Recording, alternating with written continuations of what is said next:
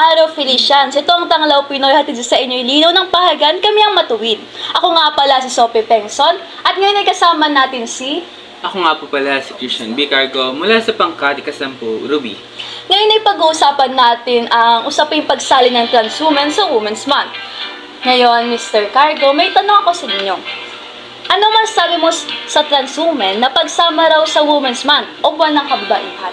Ako, para sa akin, sana hindi na natin pilitin pang isama yung mga trans women sa Women's Month. Bakit? Kasi ang Women's Month, ginawa talaga siya para sa mga biologically women. So, ito, pinaparangalan natin sa buwan na ito ang ating mga ina, mga kapatid nating babae, mga babaeng naghirap at nakatulong sa ating ekonomiya. Kaya sa tingin ko, hindi na natin dapat ipilit pa na isama ang mga trans women dahil meron naman kasi silang sariling buwan, di ba? Nag-aano sila, nagdidiwang din sila ng kanilang sariling buwan at hindi naman nangingialam doon ang mga kababaihan. Yes. Ito pa, alam mo ba?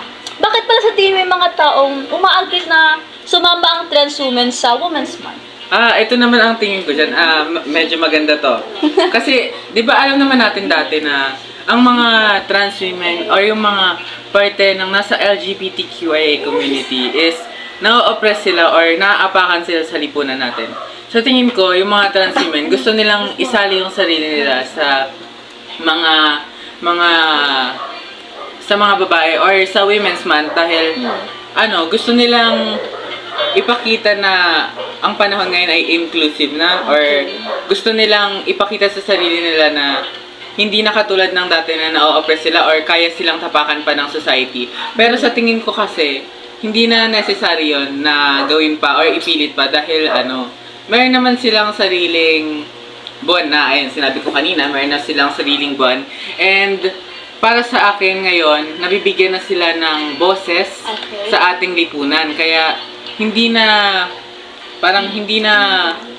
kinakailangan pang sirain nila yung Women's Month or makiisa pa sa Women's Month kung mapapakita naman nila yung pakikiisa nila sa Women's Month sa pagsuporta dito. Okay, thank you.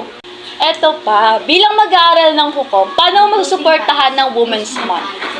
Siguro may papakita ko yung pagsuporta ko sa buwan ng kababaihan o Women's Month o sa mga kababaihan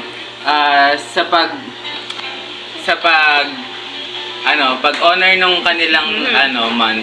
At saka siguro kasi bilang estudyante, wala naman ako masyadong maiko-contribute. Pero siguro malaking bagay na rin yung pag-support ako, pagmamahal ko sa aking nanay.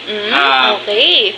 Pagbati ko sa kanya ng Happy Women's Month or pagbibigay sa kanya ng mga regalo. Pwede rin akong makiisa or sumuporta sa Women's Month sa pagbibigay ng pagbati sa aking mga gurong babae at saka pagbigay din ng mga gifts. Kasi sa tingin ko, bilang estudyante, kailangan na rin natin ipakita ang pagsuporta sa mga gantong aktibidad o mga gantong month. Kasi, ito din ay magiging daan para mas lumami pa ang tumangkilik sa month na to. Kasi, maraming taon na rin ipinaglaban ang mga kababaihan dahil alam naman natin na dati na sila ay na-oppress din sa lipunan natin, katulad ng mga transgender. So, sa tingin ko, kapag mas marami pa ang tumangkilik, mawawala na talaga yung stigma or yung kinaugalian na pagtingin sa mga babae ay mahihina. Okay, thank you. At ito, oh my gosh, panghuling tanong. Paano mo naman may papakita ang iyong pagsuporta sa mga transgender? Ayan, magandang tanong yan. Bilang isang estudyante o mag-aaral na kasama o parte ng LGBTQIA community, sa tingin ko, may papakita ko ang aking suporta sa mga transgender sa pagtangkilik ng mga programang nag-a-uplift ng aming community.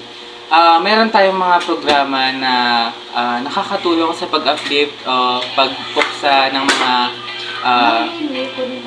mga tao o mga kaugalian na taliwas sa LGBTQIA community o particular sa mga transgender. Siguro may papakita natin ang pagtangkilik o pagsuporta natin sa mga transgender o LGBTQIA community students or persons like me sa pagtangkilik dito. At saka siguro itanim na rin natin sa isip natin na ang mga taong kasama sa LGBTQIA community ay tao din at hindi sila mga taong dapat nating pandirian. Okay. Kasi in the end of the day, parehas pa rin tayo ng hininga at Yes.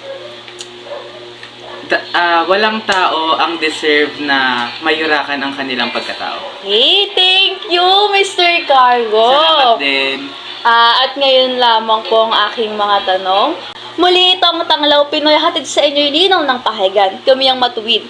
Muli ako si Sophie Pengson kasama si Mr. Cargo. Salamat!